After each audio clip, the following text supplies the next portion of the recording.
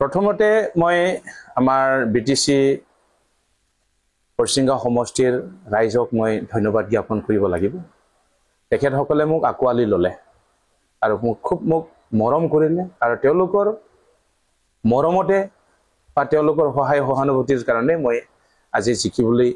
সক্ষম হলো। 5000 ভোটৰ ব্যৱধানত মই জয়ী হলো। গতিকে মই গোটেই হৰিসিংগা সমষ্টিৰ ভোটাৰ ৰাইজৰ ওচৰত মই চিৰকৃতজ্ঞ হৈ ৰৈ থাকিম আৰু তেওঁলোকৰ সহায় মই কেতিয়াও পাহৰিব নোৱাৰো। পুনৰবাৰ যেহেতু আপুনি নিৰ্বাচিত হৈছে, বিগত সময়ছোৱাত আপুনি এজন অধ্যক্ষ হৈ আছিলে, হয় হয়, এইবেলি কি ভাবিছে? মই যেহেতু জিকি আহিলো, ৰাইজৰ উন্নয়নৰ কাৰণে কাম কৰিবলৈ মোৰ খুব এটা ইচ্ছা আছে। সেই হিচাপে মই ইএম পদৰ কাৰণে চিফ ছাৰৰ লগতো আলোচনা কৰিছো। তেখেতে মোক কথা দিছে, দিম বুলি কৈছে, কিন্তু পিছৰ পৰ্যায়ত কি কৰে নাজানো। তথাপিও মই এজন প্ৰাৰ্থী হিচাপে বা MCLA হিচাপে মোৰ খোজাৰ যিটো অধিকাৰ আছে সেইটোখিনি মই খুজি থাকিম। পোৱা নোপোৱাটো পিছত কথা। গতিকে মই চেষ্টা এটা চলাম আৰু যদি ইএম পাওঁ গোটেই বিটিসিক মই সেৱা কৰিবৰ কাৰণে এটা সুবিধাটো পাম আৰু তাৰ লগতে হৰিসিংগা সমষ্টিটো মই প্ৰায়ৰিটি দি পেলাই কাম কৰিম। 15টা বছৰ আপোনালোকে শাসন ভাৰত আছিলে, কিন্তু 5টা বছৰ কিন্তু পংগু হিচাপে আপোনালোকে থাকিলে, ৰাইজৰ একো কাম কৰিব নোৱাৰে। আপুনি জিকি গ'ল, হয় সেইটো ক'ব লাগিব। আমি 5টা বছৰ যেহেতু বিৰোধী পক্ষত আছিলো, ময়ো এজন হাৰা ব্যক্তি আছিলো, কিন্তু আমি যি দেখা পাইছো 5টা বছৰত UPPL আমাৰ বিটিসি অঞ্চলৰ উন্নয়নৰ কাৰণে একো কৰিব পৰা নাই। আনকি লাজৰ কথা, তেওঁলোকে BTR চুক্তিৰ যোগেদি যিখিনি 1500 কোটি টকা পোৱাৰ কথা আছিলে সেইটো আজি তাৰিখলৈকে তেওঁলোকে 1 টকাও আনিব নোৱাৰিলে। সেইটো তেওঁলোকৰ দুৰ্বলতা বুলি আমি ক'ব লাগিব। আৰু বছৰে বছৰে যিখিনি SOPDৰ টকা ষ্টেট গভৰ্ণমেণ্টে বিটিসিত পঠায়, সিও মানে বছৰে বছৰে 200-300 কোটি টকা ৰিটাৰ্ণ হয়। নজনাৰ কাৰণে এইটো তেওঁলোকে কৰিব নোৱাৰিলে আৰু তাৰ কাৰণে ৰাইজে তেওঁলোকৰ প্ৰতি এটা খুব উজাৰি পেলাই BPFক আকোৱালি ল'লে আৰু এই মেণ্ডেটটো আমি ৰাইজক দিব লাগিব। গতিকে মই সকলো বিটিসিবাসী ভোটাৰ ৰাইজক মই ধন্যবাদ দিছো, তেওঁলোকে যে BPFক আকৌ শাসনত গাদীত আনিলে, আমাক সহায় কৰিলে আৰু ৰাইজক সেৱা আগবঢ়াবৰ কাৰণে আমাক সুযোগ দিলে। তাৰ বাবে গোটেই বিটিসিবাসী ৰাইজক মই ধন্যবাদ জ্ঞাপন কৰিছো। একক সংখ্যাগৰিষ্ঠতা কৰি পেলাই যিহেতু চৰকাৰ গঠন কৰাত আপোনালোকক সহায় কৰিলে, বৰ্তমান চৰকাৰ গঠন কৰাৰ সময়ত কেনেকুৱা পদক্ষেপ ল'ব আপুনি হৰিসিংগা সমষ্টিৰ কাৰণে? যেহেতু আমি ইলেকশ্যনৰ সময়ত গাঁৱে গাঁৱে ঘূৰি পেলাই ৰাইজক কিছু প্ৰতিশ্ৰুতি দিছো, আমি সেই প্ৰতিশ্ৰুতিটো ধৰি ৰাখিবৰ কাৰণে আমি চেষ্টা কৰিম। আমি পিছ হুহুকি নাহিম। ৰাইজক যিহেতু আমি সহায় সহযোগিতা, আমি উন্নয়নৰ কাম কৰিবৰ কাৰণে যেহেতু কথা দিছো, সেইটো আমি কৰি যাম আৰু তাৰ কাৰণে আমি কাৰো লগত কম্প্ৰমাইজ নকৰো, আমি কৰিমেই। অভিজ্ঞতা হৈছে আপোনালোকৰ, কোনটো দৃষ্টিভংগীৰে ৰাইজৰ লগত থাকিব পাৰে? তেনে ক্ষেত্ৰত UPPLৰ যিটো নেকি ফেইলাৰ হ'ল, সেইটা কাৰণত আপুনি তেওঁলোকে হাৰা বুলি কি কাৰণ আছিলে? আচল কথা সেইটো তেওঁলোকে ভালকে জানিব কিহৰ কাৰণে হাৰিছে, তেওঁলোকে জানিব আচল কথাটো। মই ক'বলৈ ইচ্ছা কৰা নাই তেওঁলোকৰ ফেইলাৰৰ যিটো কাৰণ মই ক'বলৈ বিচাৰা নাই, তেওঁলোকে নিজে ক'ব। আমি যেটো মানে 2020 চনত আমি হাৰিছিলো, ইয়াৰ একমাত্ৰ কাৰণটো হ'ল BTR চুক্তি। আৰু সেই সময়ত যুৱচামসকলে UPPLক আকোৱালি লৈছিল, যেহেতু চাকৰি পোৱাৰ কথা আছিলে, কিন্তু তেওঁলোকে একো কৰিব নোৱাৰিলে। এইটো ক্ষেত্ৰত আপোনালোকে কৈ আছে 2020ত আপোনালোকে তো হাৰি যোৱা নাছিলে, একাপ সংখ্যাগৰিষ্ঠতা আপোনালোকে লাভ কৰিছিলে, কিন্তু চৰকাৰ গঠন কৰিব নোৱাৰে, ষড়যন্ত্ৰ। এইটো আমি হাৰা বুলিয়ে ক'ব লাগিব, যেহেতু মানে ৰাজ্য চৰকাৰে যেহেতু ষড়যন্ত্ৰ কৰি পেলাই আমাক বঞ্চিত কৰি থলে, এইটো আমি হাৰা বুলিয়ে ক'ব লাগিব। গতিকে এই হিচাপে আমি জিতিও হাৰিছো আৰু এইবাৰতো আমি জিকি আছো। এতিয়া আমি চৰকাৰ গঠন কৰাটো খাটাং আৰু বিশেষকৈ আমি প্ৰায়ৰিটি দিম ইয়াং জেনেৰেশ্যনক। যেহেতু আমি গোটেই ইয়াং সকলক আমি চাকৰি দিব নোৱাৰো, যেহেতু আমি ইলেকশ্যনৰ সময়ত কথা দিছো যে স্কিল ডেভেলপমেণ্টৰ ওপৰত আমি গুৰুত্ব দি পেলাই কেনেকৈ তেওঁলোকক স্বনিৰ্ভৰশীল কৰিব পাৰো, তেনেকা ৰাস্তাটো দেখুৱাবৰ কাৰণে আমি হাতত ল'ম। স্যার আমি দেখা পাইছিলো যে এই সময়ত আপোনালোকে BTC একত দিয়া আছিলে, BTC একত মানে অপোজিট পাৰ্টিৰ পালা নাছিলে, মানে কোনো মানা নাছিলে, তো আপোনালোকে BTC থব না BTR কোনটো থব, কোনটো নামটো থব আপোনালোকে? এই বিষয়ে মই একো ক'ব বিচৰা নাই, কাৰণ BTC চুক্তি হ'ল BTC চুক্তি 2003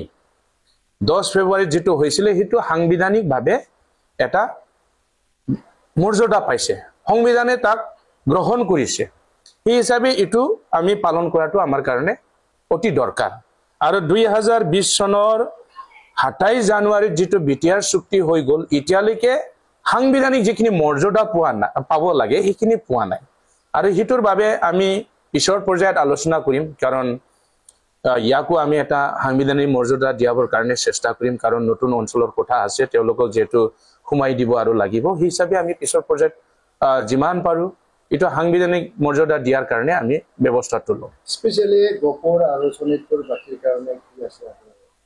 যেটো তেওঁলোকে আপোনাৰ সমষ্টিৰ অন্তৰ্ভুক্ত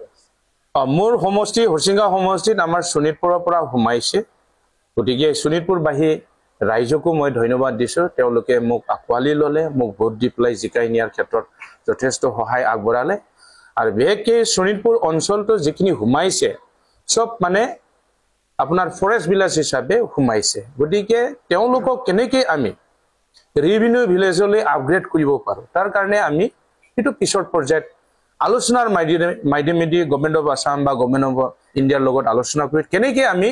ৰেভিনিউ ভিলেজলৈ কনভাৰ্ট কৰিব পাৰো তাৰ ব্যৱস্থাটো আমি লম স্পেশালি মই আপোনাক প্ৰশ্ন কৰিব বিচাৰো ঠিক যেনেকৈ আছে আপোনাৰ যদি মানে চৰকাৰ না থাকা 5 বছৰ গেপ হৈ গল ঠিক যেনেকৈ যদি ইলেকশ্যন গুচি গল আপোনাৰ টকা পইচা নোহোৱা চৰকাৰ আছিল অপোজিশন পাৰ্টি ঠিক যেনেকৈ আপোনালোক আঁতৰি লোৱা মানে গোটেই পাব্লিক আপোনালোক মানে আঁতৰি ললে কাৰণটো কি হৈছে ৰাইজৰ লগত যেটো আমি সম্পৰ্ক ভালকৈ ৰাখিছিলো আৰু মোৰটো ক'বলৈ গ'লেতো পইচাই নাই যেনে তেনে খেলিছো কিন্তু ৰাইজে মোক অতিকৈ মৰম কৰিলে আৰু মই ভাবো ইয়াত ঈশ্বৰৰ আশীৰ্বাদ আছে বুলি মই ভাবো আৰু মই সদায় জিকি হাৰি থাকিলেও মই বহি থকা নাছিলো ঘৰত মই ৰাইজৰ লগত সদায় সম্পৰ্ক ৰাখিছিলো কিবা এটা কাৰ্যসূচী হয় কোনবা মানুহ ঢুকায় বা কাৰবাত মানে তেনেকৈ কাজ হয় বা কিবা বিয়া বাৰু প্ৰগ্ৰাম ধৰ্মীয় প্ৰগ্ৰাম সকলো বিলা প্ৰগ্ৰামতে মোক মানে মাতিছিল মই গৈছিলো সহায় সহযোগিতা মই আগবঢ়াইছিলো আৰু সেই দেখি ৰাইজে মোৰ প্ৰতি এটা সহানুভূতি আছিল আৰু সেই সহানুভূতিটো মই ইলেকশ্যনত মানে ফল হিচাপে পাবলৈ সক্ষম হলো ওদালগুৰি জিলাৰ কাৰণে এটা খবৰ কিন্তু প্ৰচাৰ কৰিছিল হাগ্ৰানা মুখলে যেটো মিনি সেক্ৰেটাৰী ওদালগুৰি জিলাত লৈ গৈ আছে আপোনাৰ সমষ্টি আপোনাৰ জিলা নাই আমি কৰিম এটো যেটো আমি কমিটমেন্ট দিছো ৰাইজক হেতু আমি আৰম্ভ কৰিম সৰকাৰ গঠনৰ কেইমাহ মানৰ ভিতৰতে আমি লাই খুটা ইয়াত খুটিম লাই খুটা পুতি পেলাই আমি কাম আৰম্ভ কৰিম এটো ৰাইজৰ যেটো আমি কমিটমেন্ট দিছো এটো আমাৰ কমিটমেন্ট আৰু এটো আমি ৰক্ষা কৰিম এটা ভাল খবৰ স্যাৰ আমি শুনা পাইছো সোশ্যাল মিডিয়াত থ্ৰুয়ে যে বাইৰড সমষ্টিত ননদি বাইৰড সি এন্টাৰটি বিটিআৰ ৰেহন দেমাৰীয়ে মানে ডিপুটি চিফ বুলি কৈ আছে এই ক্ষেত্ৰত যদি বিপিএফ চৰকাৰ হ'ব পাৰে মানে হৈ গল তো কিমান ডেভেলপ হ'ব কি কৰিব পাৰবে বিপিএফ তো সৰকাৰ গঠন কৰিলে তাত কোনো সন্দেহ নাই